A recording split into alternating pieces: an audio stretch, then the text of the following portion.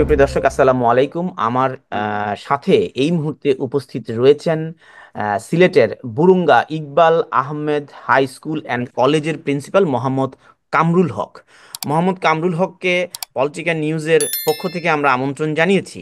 গত এক মাস ধরে, অর্থাৎ পুরো জানুয়ারি মাস ধরে সরকার একটি উদ্যোগ নিয়েছে তারুণ্যের মেলা করবার জন্য। বাংলাদেশের প্রত্যন্ত অঞ্চলের স্কুল, কলেজ এবং শিক্ষা প্রতিষ্ঠানগুলোতে তারুণ্যের মেলা চলছে।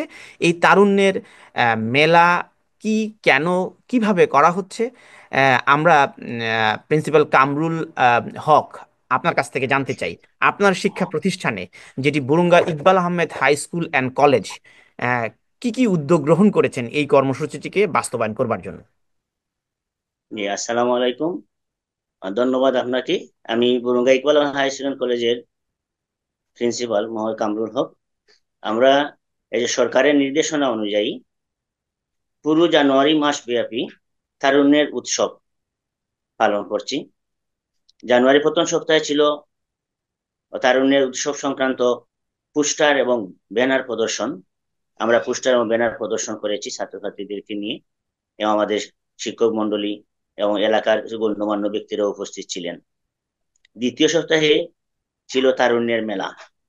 এই তারুণ্যের মেলাটি আমাদের কোমলমতি শিক্ষার্থীরা, আমাদের এই প্রতিষ্ঠান হচ্ছে ষষ্ঠ থেকে দ্বাদশ শ্রেণী পর্যন্ত, এটা স্কুল এন্ড কলেজ। কোমলমতি শিক্ষার্থীরা আমাদের তাদের হ্যান্ডিক্রাফট, তাদের হাতের তৈরি, তাদের এলাকার ইতিহাস ঐতিহ্য সংক্রান্ত বিভিন্ন হ্যান্ডিক্রাফট বা হস্তশিল্প প্রদর্শন করেছে, এবং সাথে তাদের হাতের তৈরি শীতের পিঠা আমরা বিভিন্ন স্টল করে দিয়েছিলাম, স্টলে ওরা প্রদর্শন করেছেন। এবং এই তারুণ্যের মেলায় উপস্থিত ছিলেন আমাদের কলেজ শাখার প্রতিষ্ঠাতা, যুক্তরাজ্য প্রবাসী এবং শুধু বাংলাদেশ না, এশিয়া মহাদেশের প্রতিষ্ঠিত ব্যবসায়ী জনাব ইকবাল আহমদ ওবি সাহেব, এবং সাথে ছিলেন ওনার সহধর্মিণী সালমা ইকবাল, এবং ব্রিটনস্থ বিসিসিআই সভাপতি জিএম মৌলা মিয়া সাহেব, এবং আমাদের এলাকার গণ্যমান্য ব্যক্তি বর্গ উপস্থিত ছিলেন।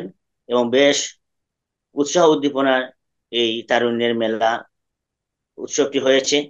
আমাদের এলাকার অভিভাবক অভিভাবকরা স্বতঃস্ফূর্তভাবে অংশগ্রহণ করেছিলেন।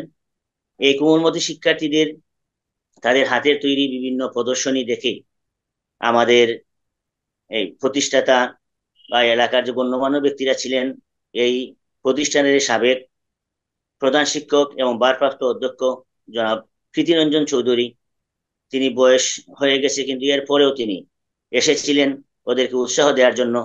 এবং এই তাদের যে কাজ দেখে, তাদের যে হাতের তৈরি এই প্রদর্শনী দেখে ওনারা খুব আপ্লুত হয়েছেন এবং আশান্বিত হয়েছেন, এবং ওনারা ওদেরকে উৎসাহ প্রদান করেছেন যে তোমরা ভবিষ্যতে আরো কিছু করতে পারবে, আরো দূরে এগিয়ে যাও, তোমাদের এটা ধারাবাহিকতা চলতে থাকুক। আমরা আমরা আমরা দেখেছি যে আপনি আমাকে কিছু ছবি পাঠিয়েছেন। আমরা দেখেছি যে শিক্ষার্থীরা নিজের হাতে হস্তশিল্প জাতীয় দ্রব্যাদি বানাচ্ছে, নিজের হাতে তারা পিঠা তৈরি করছে। যে গ্রামীণ সংস্কৃতি নিয়ে আমরা গর্ববোধ করি, আমাদের ছেলেমেয়েরা এখন পিঠা তো বানানো দূরের কথা, পিঠা খেতেই চায় না। এই কর্মসূচিগুলো কি আপনি মনে করেন যে শহরেও ছড়িয়ে পড়া দরকার? আমাদের সংস্কৃতিকে বাঁচিয়ে রাখতে হলে এ ধরনের তারুণ্যের মেলা কতটুকু ভূমিকা রাখবে বলে আপনি মনে করেন? আসলে আমার মনে হয় এটা গ্রামে শুধু না, শহরে ছড়িয়ে পড়া দরকার। এটা শহরের যে ছেলে মেয়েরা আছে, ওরাও এই ব্যাপারে এই তারুণ্যের মেলা করলেও ওরা যে যতটুকু পারে এই হস্তশিল্প হস্তশিল্প প্রদর্শন করবে বা হ্যান্ডিক্রাফট গুলা ওরা প্রদর্শন করবে।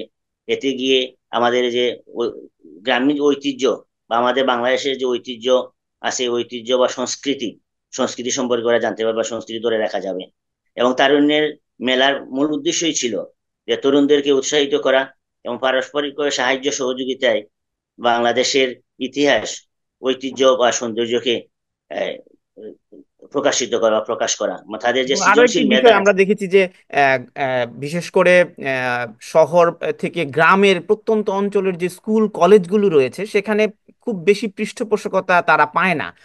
যেমন Iqbal Ahmed high school and college, যেটি Burunga high school, Burunga school ছিল, সেটি হাই স্কুলে রূপান্তরিত হয়েছে ব্রিটেন প্রবাসী ব্যবসায়ী এবং উদ্যোক্তা সিমার গ্রুপের প্রতিষ্ঠাতা ইকবাল আহমেদ ওবি এর একটা পৃষ্ঠপোষকতা রয়েছে আমরা যতটুকু জানি।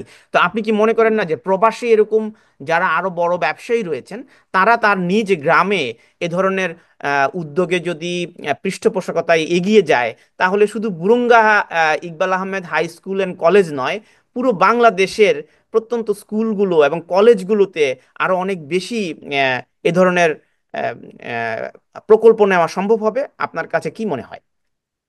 জি, এটা আপনি ঠিকই বলেছেন। এ, যারা প্রতিষ্ঠিত ব্যবসায়ী আছেন বা এই বিভিন্ন সমাজের প্রতিষ্ঠিত ব্যক্তি যদি এইভাবে এগিয়ে আসেন, তাহলে এই গ্রাম অঞ্চলে যে যারা অবহেলিত প্রতিষ্ঠানগুলো আছে, এই প্রতিষ্ঠান এগিয়ে যাবে এবং ওনাদের সহযোগিতায় প্রতিষ্ঠানটি আমাদের ওনাদের সহযোগিতা ও পৃষ্ঠপোষকতায় এই প্রতিষ্ঠান যদি এগিয়ে যায়, তাহলে এই এলাকা শিক্ষার আলো আলোকিত হবে এবং এই যে এলাকার যে জনসমাজ আছে, জনসমাজটা শিক্ষিত শিক্ষিত একটি জনসমাজে রূপান্তরিত হবে।